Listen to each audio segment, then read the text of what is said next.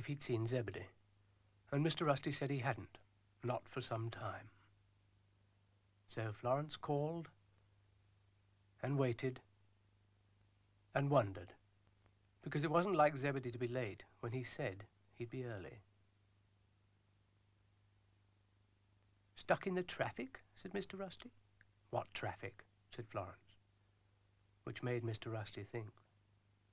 But before he could decide, Zebedee arrived. "Sorry to be late," he said. "Get stuck in the traffic?" said Mr. Rusty. And then he realized he'd missed hearing something, but he couldn't think what.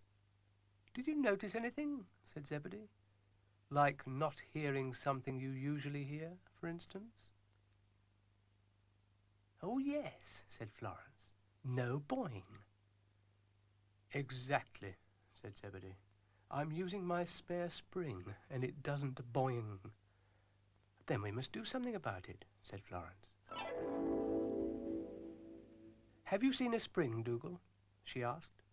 "Have I seen a what?" said Dougal. "A spring," said Florence. "Surely you mean the spring," said Dougal, "or the summer, or the autumn." "Oh, no, you misunderstand me," said Florence. "I mean Zebedee's spring. He's lost it, and I'm looking for it." "Lost it? I thought he was attached to it," said Dougal. "Look, why are you going the other way?" he said peevishly. But Florence didn't listen. She was too busy looking for Zebedee's spring.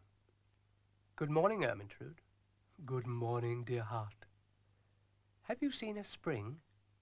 "Spring? Oh, what a lovely time. The flowers that bloom in the spring, tra-la." "Goodbye, Ermintrude," said Florence.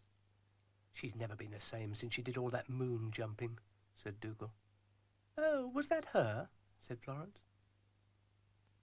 Dillon was asleep. "Don't bother," said Dougal. "He wouldn't know a spring from a hole in the ground." "I would too," said Dillon, to their utter amazement.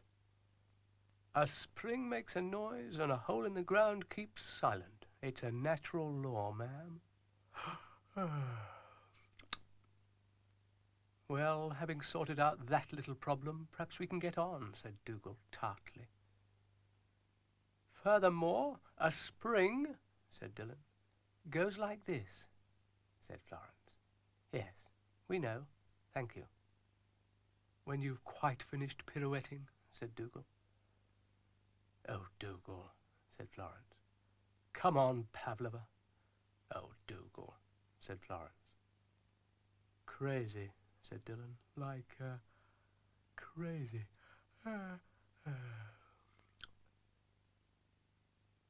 Now, who else can we ask?" said Florence. "I can think of someone," said Dougal darkly.